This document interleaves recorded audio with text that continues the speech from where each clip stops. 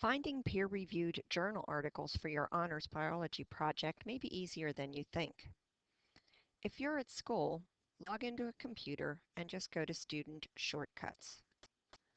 From here, you can click on the Destiny tab and then on the Visual. That's where you need to be. If you're at home, the easiest way is to go to the internet, the web page for Seneca Valley, drop down to the intermediate high school, go to Library, and then Librarian. This is the home page. There's a lot of good information on here, but Destiny is what you need to click.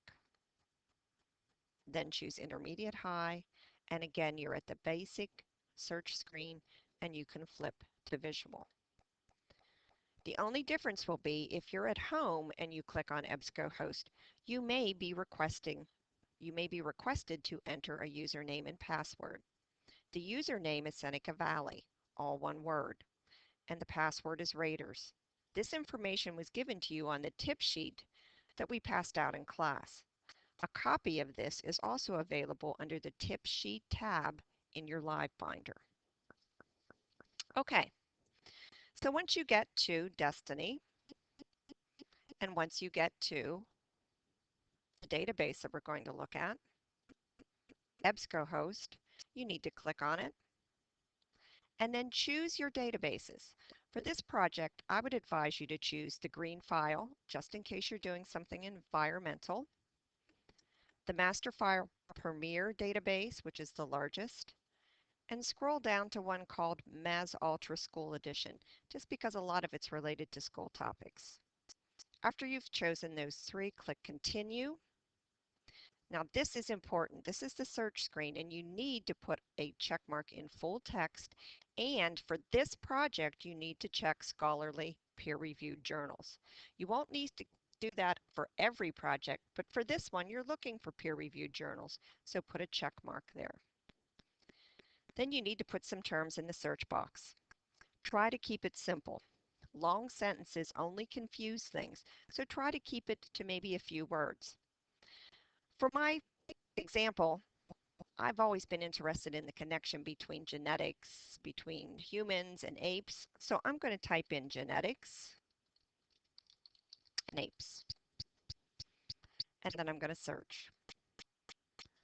You'll notice because we chose peer-reviewed, everything is from an academic journal.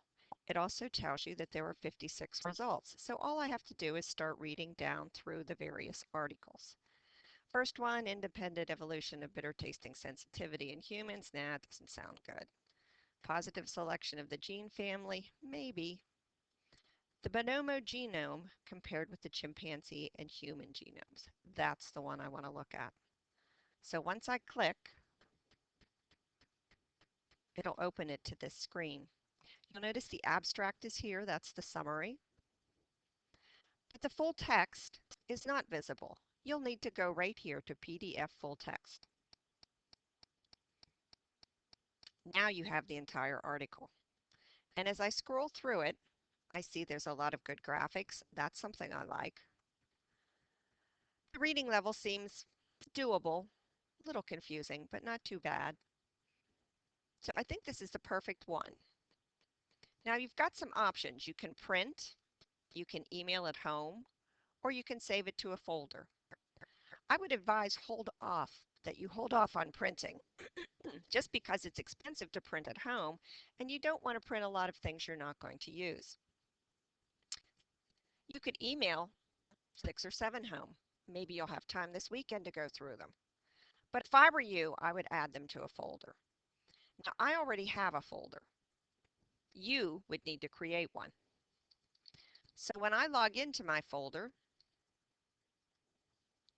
and I use my standard login from school, because that's what I chose, there it is, all set to go. It's now in my folder. If I log out and come back 5 or 6 days from now, it's still going to be there. If I go into my folder, you'll notice I have all 3 of the ones that I've chosen in here. Now I can work on them whenever I need to. I can pull them up, take a look at them, take notes, start my summaries. You'll also notice when you're in the article, you can click the Cite button. Since you need to make a works cited, you can click there. Now you have to scroll down to MLA because MLA is the chosen format for Seneca Valley. You can copy it, paste it into a Word document, or you can paste it into a document that will be going to Noodle Tools if you prefer. So there you have it. That's most of the basics for searching. There's only one other thing I want to caution you about. If you'll notice over here it says find similar results, I would advise you not to use that. If you use find similar results, it takes the check mark out of full text and out of peer reviewed. So now you're getting a lot of articles that may not be peer reviewed and a lot of articles that are not full text. If you ever want to check and make sure you're still in peer reviewed, click on the source. It'll bring you to this screen and right at the bottom, peer reviewed, yes. You know that that article is peer reviewed. Okay, now it's your turn to start searching. Have fun.